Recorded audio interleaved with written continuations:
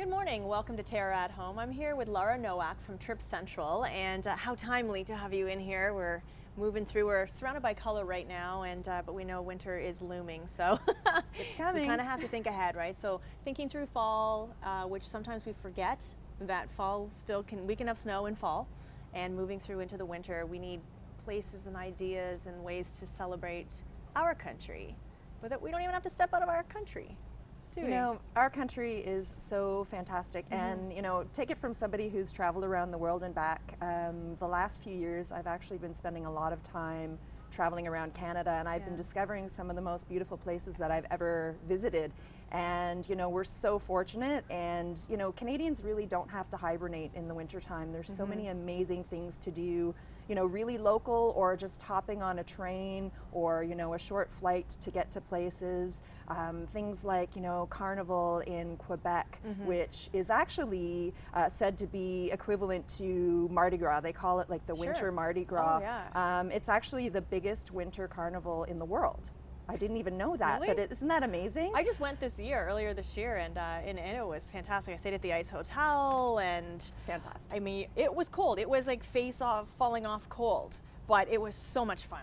Like you really are. You have to embrace it. You dress appropriately, and you bundle yourself up, and you go out there, and it's the cozy times when you step inside, you know, the local restaurant or whatever it may be, and it's a great time. Yeah, and the great thing is that a lot of these festivals that are going on, it's free to get in, or you know, a really low cost to buy a ticket. You know, even for Carnival in Quebec, so you can enjoy these things. You know, I mean, they're within driving distance too. They really are. For us, and then of course there's Winterlicious in Ottawa, which is amazing as well. And this is on my bucket list to do, is skate on the Rideau Canal. So, you know, like this is one of those things that is just amazing. It's the world's longest skating rink. So much fun. Yeah. And we've been you know what, actually I did it years ago. My brother's band is playing in Ottawa, but we've been getting cold enough temperatures that it is fully cooperating. So you know, most likely it's going to happen again this year as well. Yeah, so Winterlicious actually takes place the first 3 weekends in February. So I'm thinking it's going to be, we're going to be good. At that point. Yes. And the great thing is there's lots of things going on in and around the city that are within close proximity, so you can usually walk to different events. Ottawa's a beautiful city. Yeah, too. it is, and really you know, even Carnival in Quebec. So there's lots of things to do where you can walk around, lots of you know, local dining that you can try, lots of concerts and music, cultural events. So lots of things happening, you know, for families or couples, you know, if you just want to get away. And the history, you know, what I do appreciate about in Quebec in particular, they really hang on to the old historical French history that we have here in Canada. That French-Canadian history is amazing, and the food and the music, as you say, the culture just in general is very good. And you have to kind of get yourself in there and say, wow, they're still hanging on so tightly to this, which is very good. Yeah, it is, and you know, it's so great to have these different experiences right in our own backyard. And that's, you know, part of what I was mentioning when I started traveling across Canada, and I thought, wow, this is in my own backyard. How amazing, you know, how fortunate are we? You know, really our country is so diverse, and I really encourage people to get out, you know, in the wintertime and explore.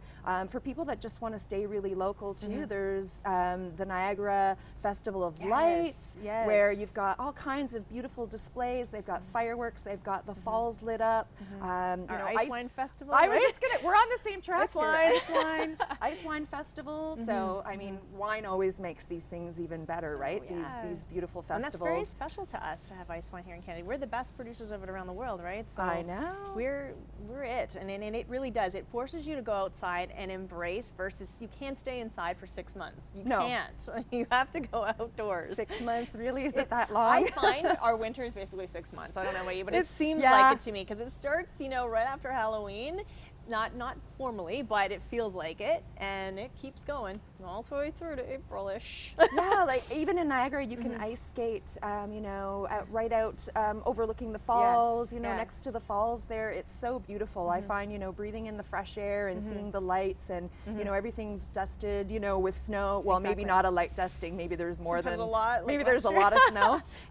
You know, and then for the foodies, there's also the Winterlicious Festival in Toronto, where there's over 200 200 restaurants participating, and you can get, you know, prefix pricing at the restaurant, so you can get around and try, you know, all kinds of different cuisine. So lots of things going on. So say you're going to hop on a plane, because this is something you're very good at, and you're going to fly. Let's talk about going out west and how beautiful Banff is, and British Columbia. Like being in Alberta and BC, I mean, there's some beautiful offerings there.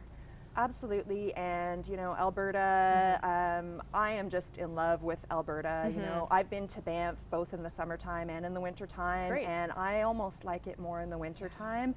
You know, you're just seeing the Rockies covered in snow, and even if you're not, you know, into downhill skiing, there's so many other things to do. You can get out dog sledding, you can do sleigh rides, you know, even just walking down Banff Ave, you know, and doing a 360-degree view of, you know, the beautiful surroundings is great. You know, staying at the Banff Springs Hotel. Yes, majestic. Wonderful. Have you been? Yeah, I have. Oh, it's beautiful. It's got to be on everybody's bucket list. It really right? is. Actually, I want to go back. It's been a long time since I've been that direction, and I want to go back actually for Christmas this year. That's on my list, because I think every place I think is special. I think, oh, it'd be even better at Christmas.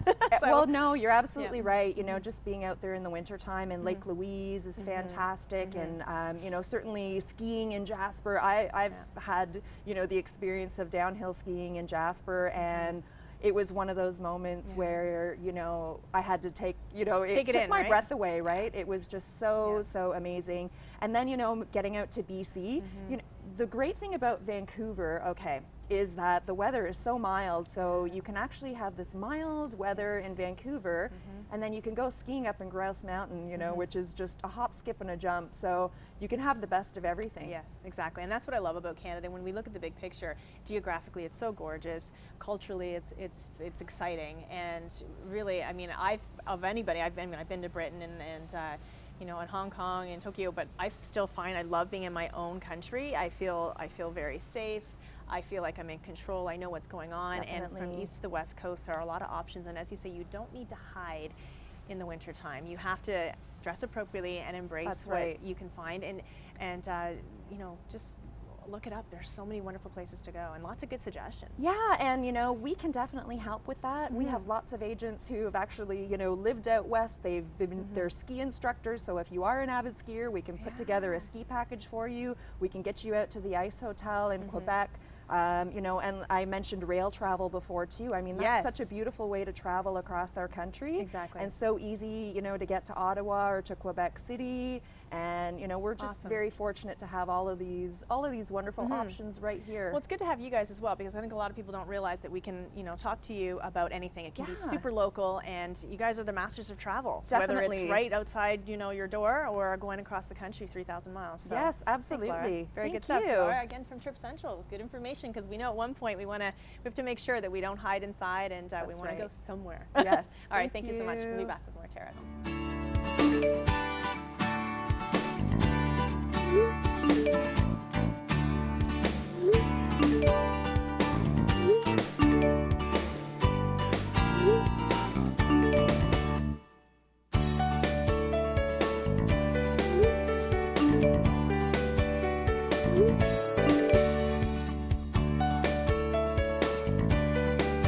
Live color fully at TERRA, where color lives.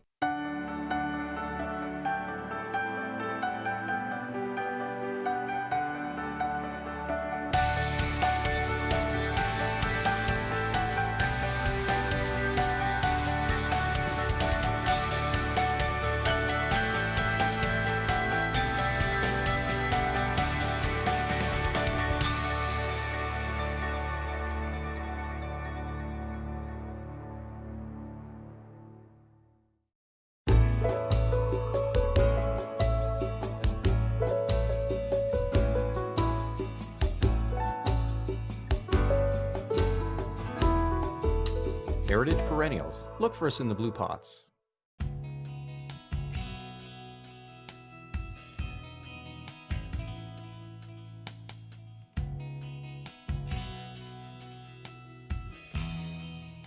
Good morning. Welcome back to TERRA at Home. I'm here with Greg Davies from Carnegie Gallery here in Dundas, and such a pleasure to be in this beautiful building. It's quite a gorgeous building, in fact, and Yes, it holds lovely. some beautiful items as well. Absolutely. So tell me a little bit about the background and how this place all came to be. Okay, well, the Carnegie Gallery started quite a long time ago in 1980, and it has grown over the years to become the gallery that you see right now, located in the heart of downtown Dundas.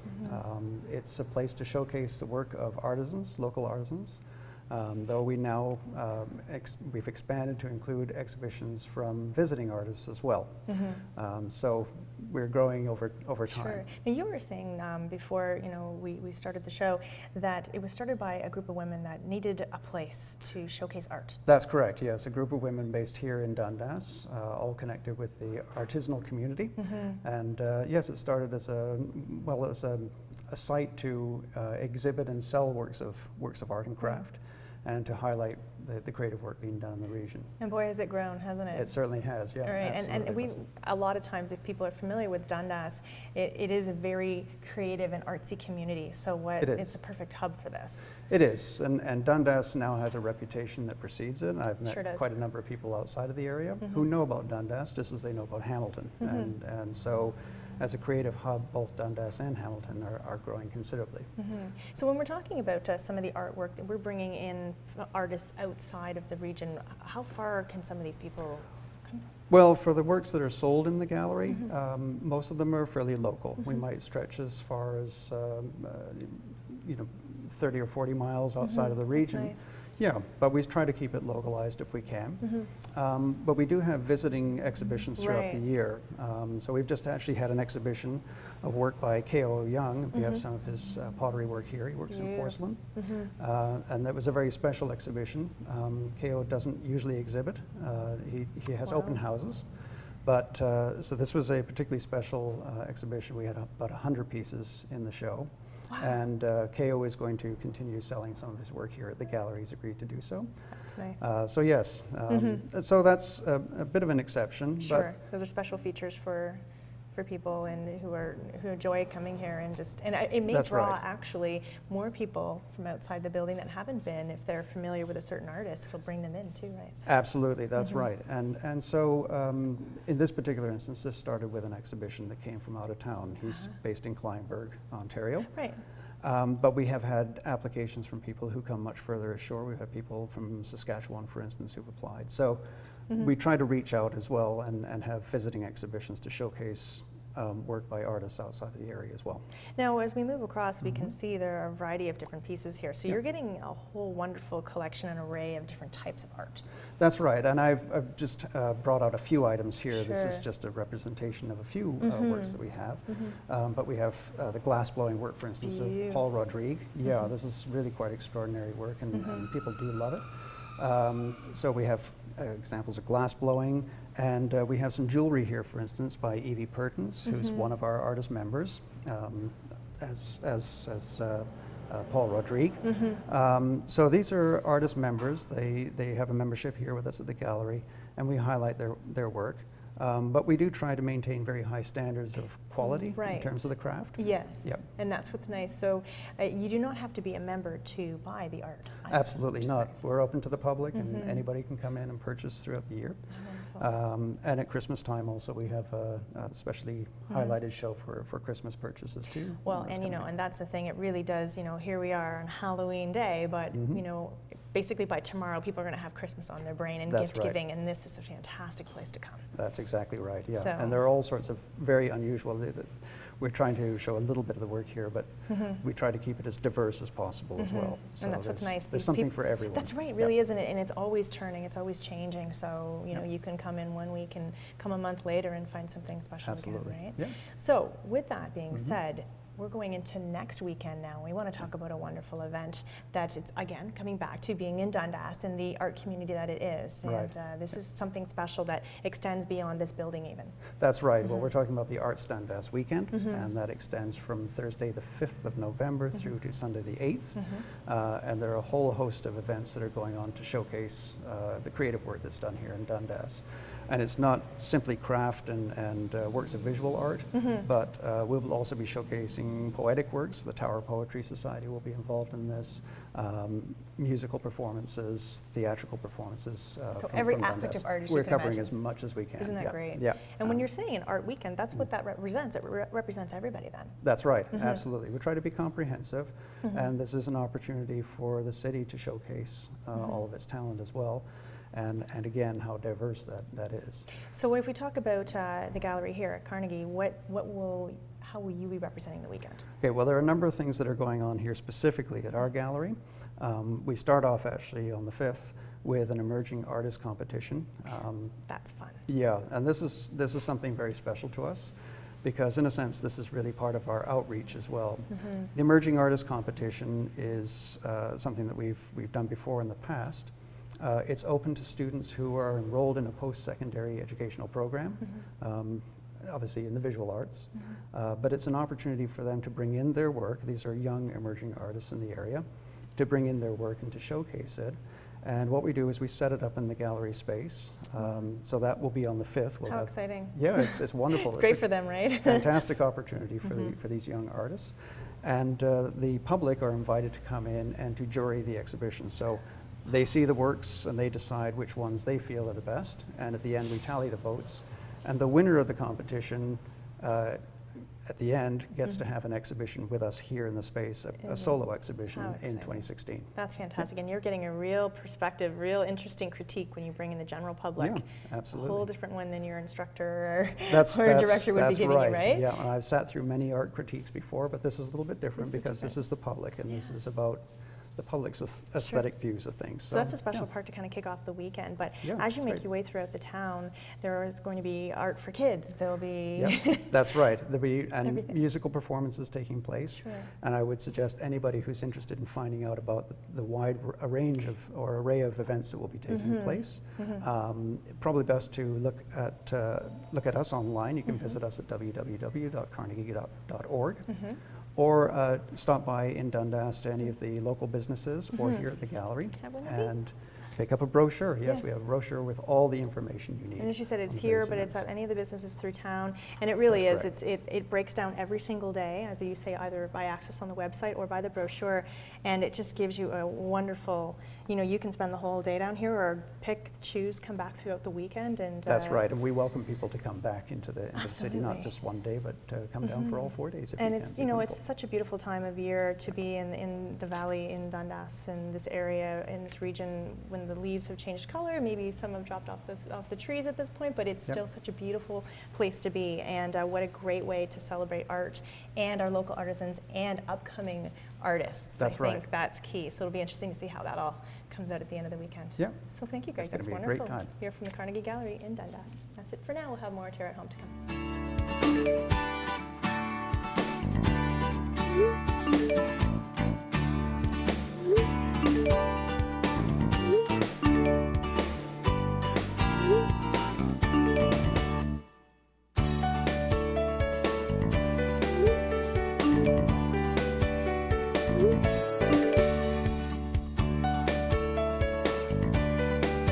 Live color fully at TERRA, where color lives. You've sat under them and built forts in them. You've swung from them and fell out of them. You've even fallen in love under them. Trees have always held a special place in our hearts and memories. A natural beauty, trees will grow with you and your family and bring color and nature into your world. For your assurance of quality, look for trees and shrubs with the Medallion plant tag. Medallion plants, locally grown, the pride of Niagara.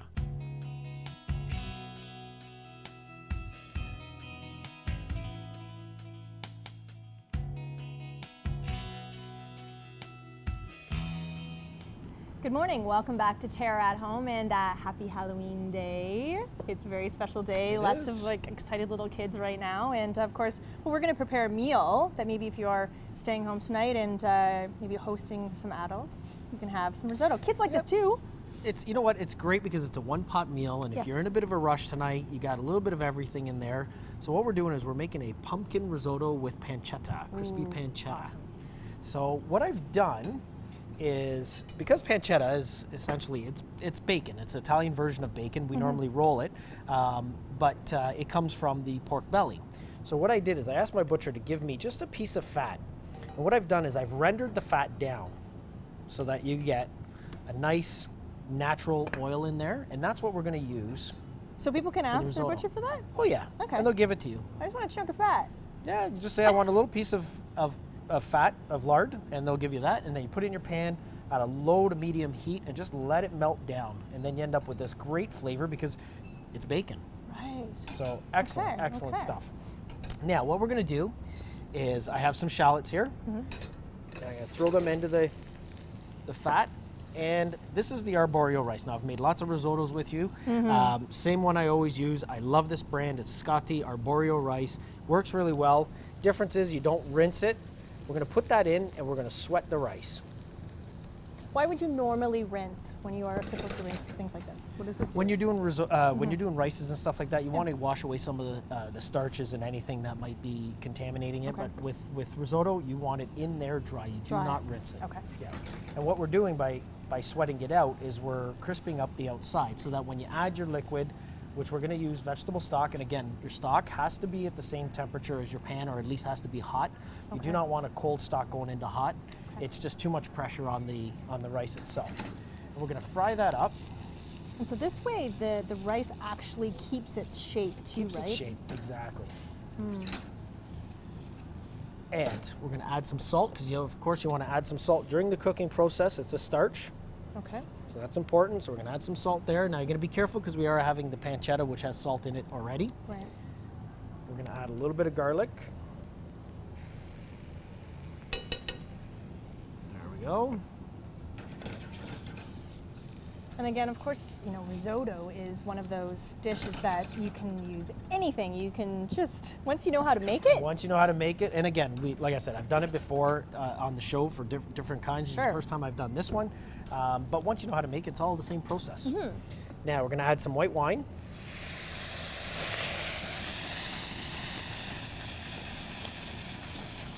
There we go, and that's going to deglaze anything that would have stuck to the bottom, get some heat in there. And while that's cooking down, I'll let you know what we've done with the pumpkin. So I have the pumpkin, cut it, peeled it, cleaned it. Now this one, I put some salt, some pepper, some oil, I put some mace. So I don't know if you can see it, but this was actual dry mace, and I just crushed it. So you can see a little fleck. The spice? Yeah. So it comes dry like a leaf almost, and I just crushed it with my rolling pin. Okay. And so what kind of flavor is that going to give? It's like a mild nutmeg. Okay. So it's got a little bit of a wintry feel to it. Mace is used a lot in pies and stuff like that, but it goes really well with any squashes and fruits. So we added some stock. So risotto is one of those dishes you don't walk away from, right? You need to kind of be on it, don't you? You need to at keep the an eye beginning on stages, it. at least. You need to keep an eye on it. Actually, at the beginning, it's probably a little bit easier. It's when it gets near the end. That's where you really got to keep an eye. See, I know that it's going to absorb a fair amount of liquid, so I can put a little extra in here. Okay. And not worry too much about it. But near the end, when it starts to dry out and you're almost cooked, you want to do it very little at a time. Keep stirring it because you do want to break up those starches. You want that starch to come out of the rice grain. Okay. And that's why we stir it around. Now, this is cooked, okay, but I do want it in it early, and this will help flavor it. So that's saying you have to make sure that you have cooked it first. Cooked first. It will take too long for you to try to cook it. Right. If you cut it extremely fine, but by roasting it as well with that sugar and all that, you're getting some real nice flavor and caramelization out of that. Right. And in it goes.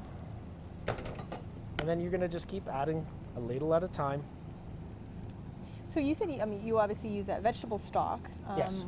On a regular basis in the restaurant because it's easier for vegetarians and Correct. such. But you could use other stocks with this. Yeah, you can definitely use the needed. chicken stock if you wanted. I mean, you already have a protein going in there anyway, so it's not going to be a vegetarian dish. Right, So, for this one in particular, yeah, so yes. any stock. I wouldn't use beef necessarily, but I would definitely chicken stock would work well.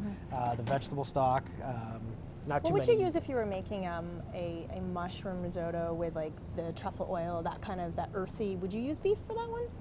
Or would you still use veggie? I use vegetable stock Okay. just because I really want that mushroom to pop. And beef stock especially if you make an intense beef stock, it can overpower it. Okay. You know, I find that too, it's overpowering. truffles are one of those things that you're paying such a premium for that price to have that mushroom. You don't want it overpowered. Okay. So, you know, vegetable stock, and again, I use it because it's easy to keep. We use a lot of it. If you have room and you have the time to make multiple stocks at your house, by all means. Sure, okay. And we're just gonna let that cook. Now, risotto does take about 35 to 40 minutes to cook. Okay. So there are ways of getting a jump on this. If you're having a dinner party or something like that, Right. do everything we've done so far, and you're gonna bring it to about 50% of the way, put it onto a lined baking sheet and just pour it out and let it cool.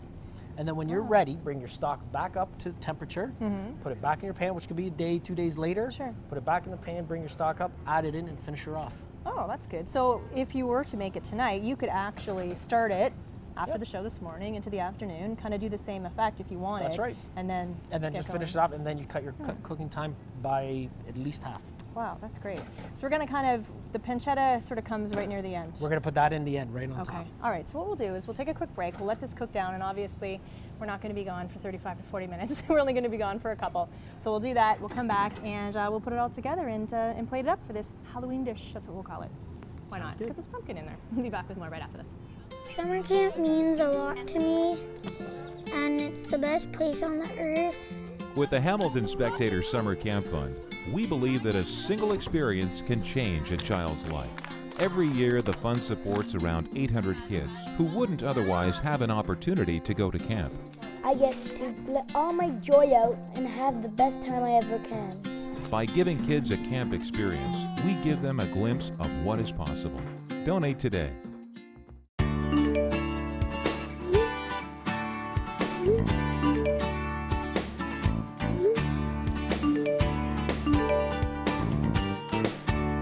Live color fully at TERRA, where color lives.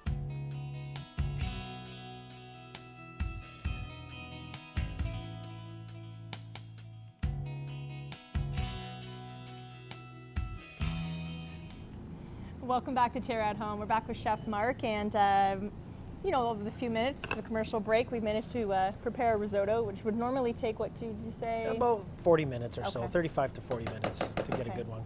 So what we have here, we have the pumpkin in there. It's now softened up even more, even though it was already cooked. All the starches you can see, that's just the starches coming out of the rice itself. It's now risotto. So we're gonna finish this off with some butter. There we go. There you go. And yeah, you need some butter. And some grana padano. I'm gonna throw that in there. There we go. That's just going to take it up a whole notch. Oh yeah, adds that little bit of salt, gets the whole thing, makes it all nice and velvety. I'm thinking how great it looks already, but I forgot we haven't even added the pancetta. We haven't added the pancetta, so I'm gonna let that cook on low. Okay. I'm gonna take all this cooked pancetta I have. I'm gonna give it a real quick chop. While you're doing that, I just want to remind everybody at home that you can actually grab this recipe on our website at terragreenhouses.com, and with all the other recipes that Chef Mark has prepared for us. And this is a good, nice, hearty, seasonal one that will take us right through into the winter. Yes. Not that we want to talk about that. I don't. There we go. Like I said, if you're gonna do it for, you know, Halloween tonight, nice, easy, one-pot meal, away you go. We're gonna turn that off, and then we're gonna take all that pancetta and we're gonna sprinkle it right on top. Wow, that's wonderful. And it's so nice that you can actually make this a vegetarian dish, obviously You can. using vegetable stock, leave out the pancetta. I don't know what else would replace pancetta. I can't even imagine right now. But that looks amazing. A Look little at extra that. cheese. So there you go. Halloween day turning into Halloween Eve. This will be a nice hearty meal. Generally we get a little chilly on Halloween, so we'll see how it goes. Good luck to the kiddies and their loot. That's right. And you can eat this instead of their candy. That's it for now. Happy Halloween.